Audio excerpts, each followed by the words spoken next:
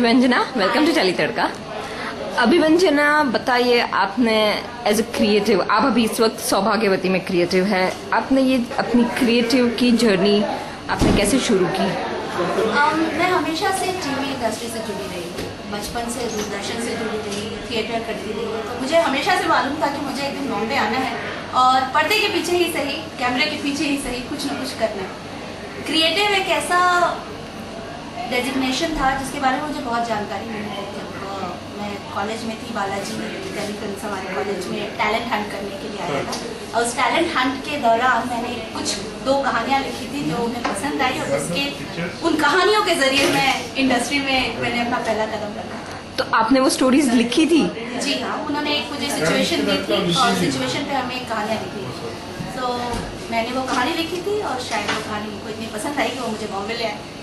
अच्छा, तो दूरदर्शन से आपने कहा आप जुड़ी हुई थी? मैं एक बहुत छोटे से शहर से बिलोंग करती हूँ, मऊ नाथ भंजन, जो बनारस के पास है। तो मैं बनारस दूरदर्शन, मऊ रीजनल दूरदर्शन, लखनऊ दूरदर्शन और दिल्ली दूरदर्शन जो लगातार कुछ कभी एक्ट करती थी, कभी कुछ लिखती थी, तो हमेशा क्रिएटिव के अलग अलग पोर्शन से कुछ न कुछ किया करती थी। तो एक क्रिएटिव डेजिग्नेशन मेरे सामने आया जिसमें छोटी छोटी हर चीज़ इन्वॉल्व होती है। मुझे कॉस्ट्यूम भी देखना है, मुझे लुक भी देखना है सेट का, मुझे एक्टर्स के परफॉर्मेंस भी देखने हैं, मुझे स्क्रिप्ट भी देखना है, तो वो सारी चीज़ें उसमें इंक्लूड होती थी जो मैं हमेशा से करना चाहती थी। तो that was the place where I fitted इन।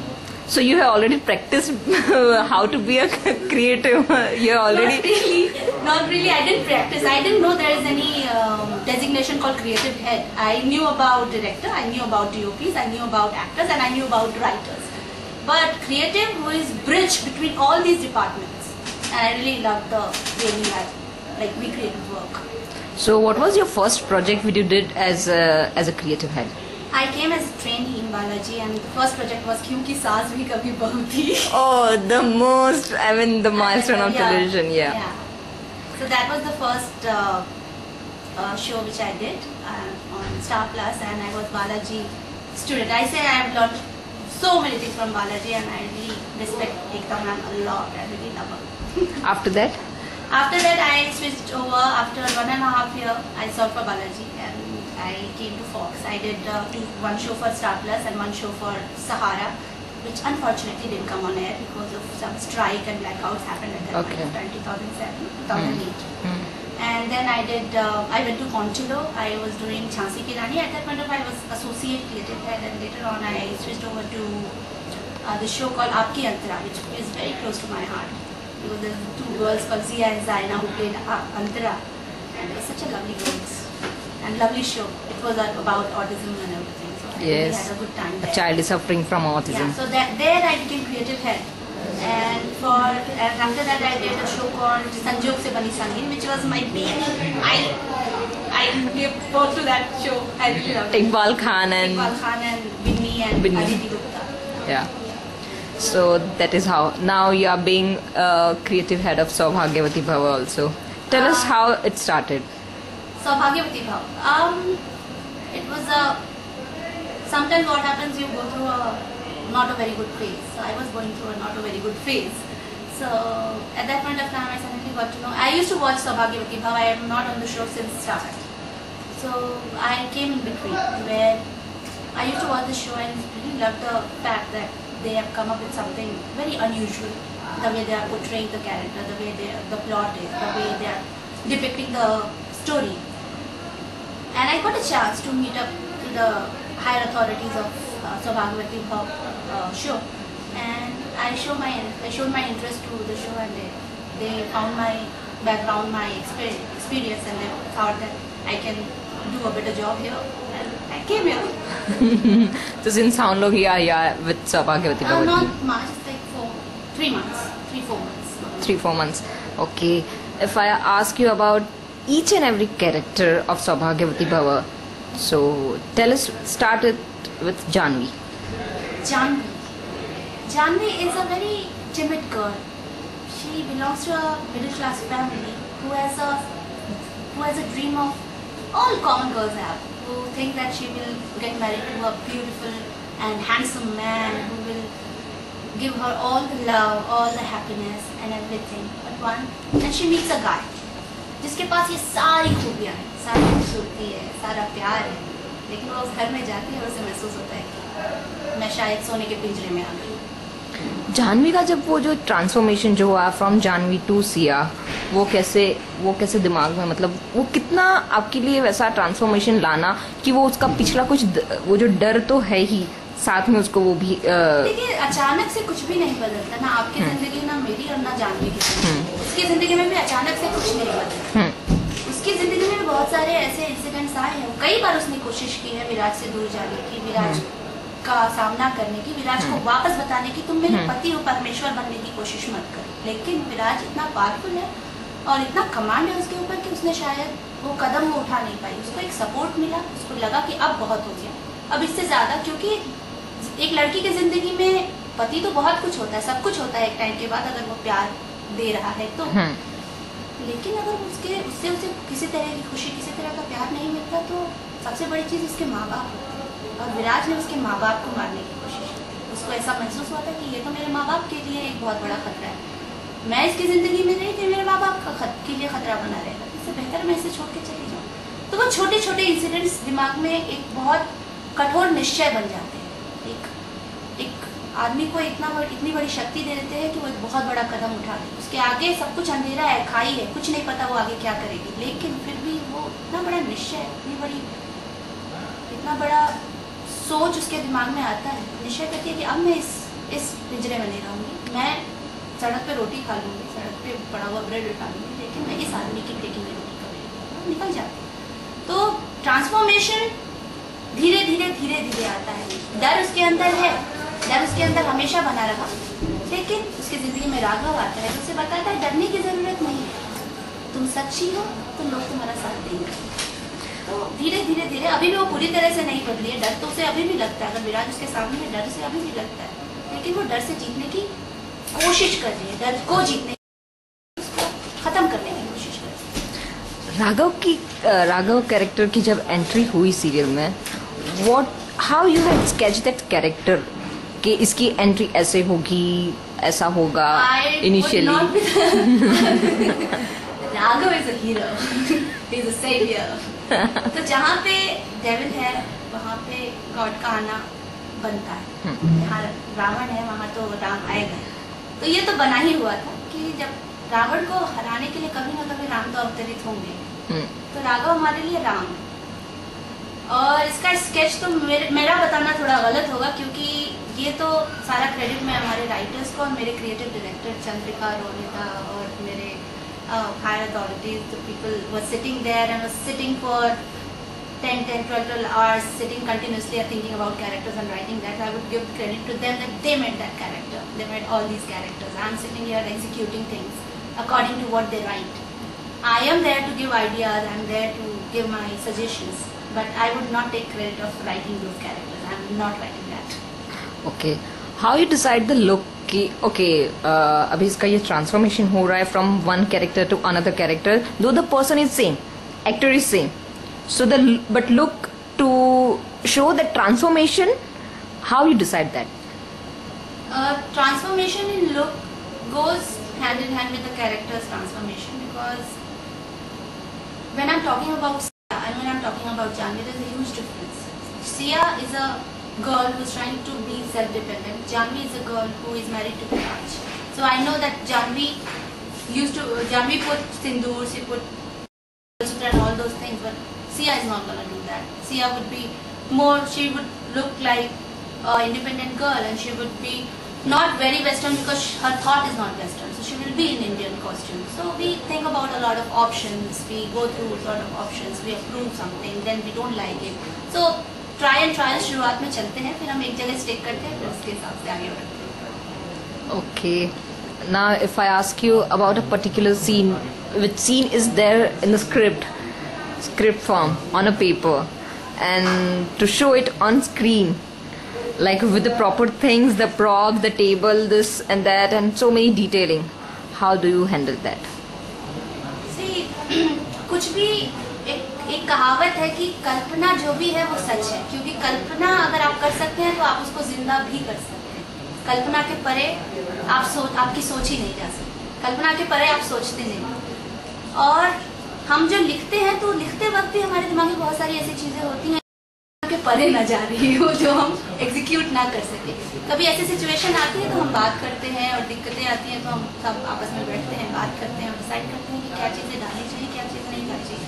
छोटी छोटी चीज़ें, जो डिटेलिंग की आप बात कर रहे हैं, डिटेलिंग हम हमारे रियल लाइफ से लेते हैं। मैं उस ढाबे पे, अभी हम ढाबे का सीन कर रहे हैं, तो मैं उस ढाबे पे जाती हूँ, अगर मुझे छोटा सा ढाबा बनाना है तो वहाँ कौन कौन सी चीज़ों का ख्याल रखते हैं लोग।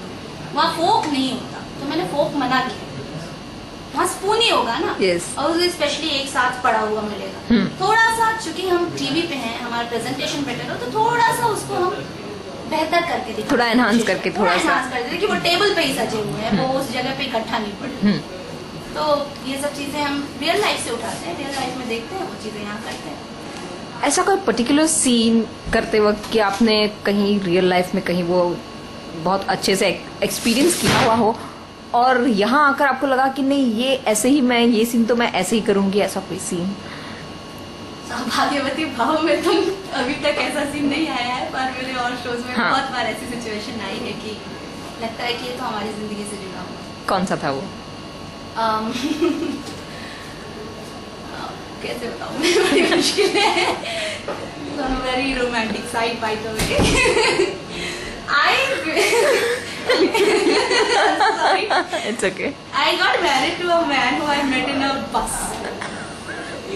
So whenever I see something, क्योंकि ये बहुत फिल्मी चीज है जो मेरी जिंदगी में हो गई, तो जो फिल्मों में होता है वो मुझे बहुत रियलिस्टिक लगता है। लोगों को लगता है कि ऐसे थोड़ी ना होता है यार कि तुम रात चलते तुम्हें कोई मिला, तुमने उससे शादी कर ली। पर वो मिलने और शादी में बहुत लंबा फर्क था। तो आपके मेरा रुद्र जो था, जब वो बहनी से मिलता है, उन लोगों की मुलाकात एक बोट में होती है। ओके। ठीक है, वो फर्स्ट टाइम जाते हैं, वो बोलते हैं कि माफ कीजिएगा, बिना पूछे आपकी कश्ती में चढ़ गई, माफी चाहती हूँ। मेरे साथ उल्टा था, माफ कीजिएगा, बिना पूछे आपकी सीट पे बैठ गया, माफी चाहता हूँ। So I, oh my God, this is my scene. तो बहुत बार ऐसे इंसिडेंट छोटे छोटे आते रहते हैं जो आपको लगता है ये तो मेरी जिंदगी की कहानी है। हर आदमी की जिंदगी में ऐसे ऐसे छोटे छोटे इंसिडेंट्स आते हैं जो आप अपने आप को रिलेट करते हैं। और एक्चुअली टीवी बहुत आम लोगों के लिए बना हुआ है। वो लोग जो रोजाना टीवी को देखते हुए सब्जी काट रहे हैं, टीवी को देखते हुए खाना खा रहे हैं, हंस रहे हैं, बात कर रहे हैं, अरे इसने ऐसे कह दिया, रिएक्ट कर रहे हैं, तो हर कोई उससे रिलेट करना चाहिए। तो कई बार हर तरह के इंसिडेंट्स ऐसे आते हैं जो कोई ना कोई कभी ना कभी उससे रिलेट जरूर करता है। तो मेरे सामने भी बहुत बार हुआ है, मुझे लगता है तो मेरी कहानी है। अच्छा, एक यानी पर्टिकुलर सीन जो आपकी पूरी जो जर्नी अब तक की रही है, उसमें एक पर्टिकुलर सीन जो आपके दिल के काफी करीब रहा हो, जिसे आपने करते वक्त बहुत एंजॉय भी किया हो, और वो टेलीविजन पे भी वो उसी तरह से, मतलब इतना उससे भी आपकी एक्सपेक्टेशन से भी ज्यादा उभर के आया हो? झांसी की रानी में ऐसा बहुत बार हुआ है कि झांसी की रानी का वाज एसोसिएट क्रिएटिव हेड, और मैं सेट पे ही होती थी जनरली। आई एम वेरी वीरांगना kind of.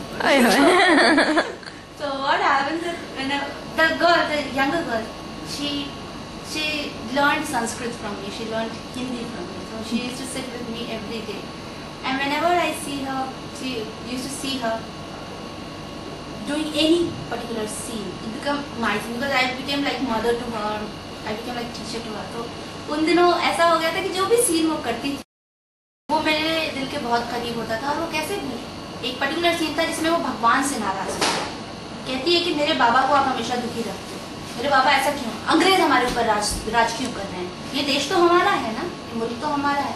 That particular scene which I felt was very close to my heart, and she did it so well that I was crying on the set at that time.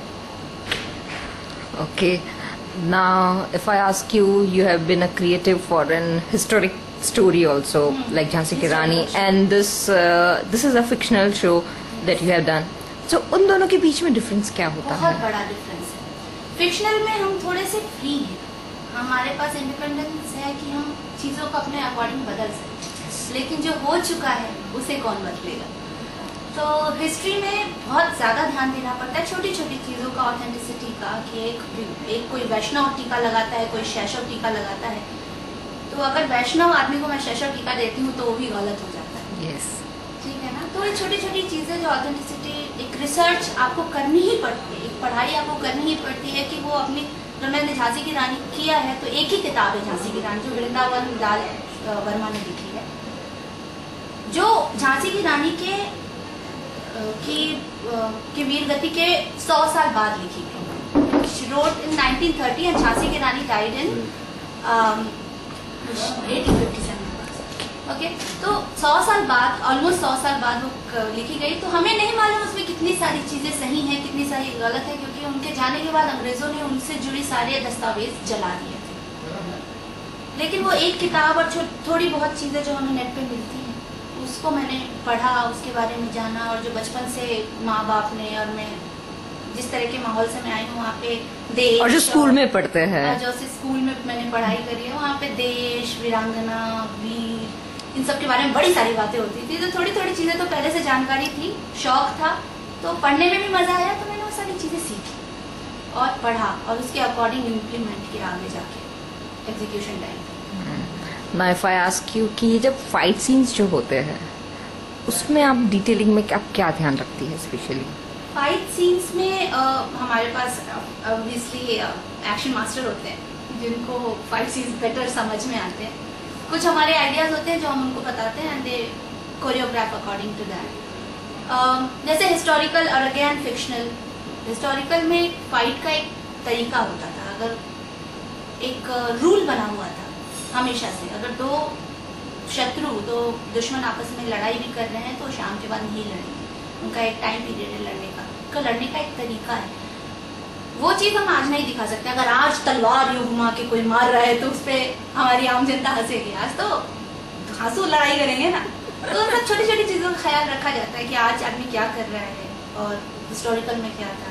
तलवारबाजी हमने बच्ची को सिखाई सिर्फ इसलिए ताकि वो गलत ना करे।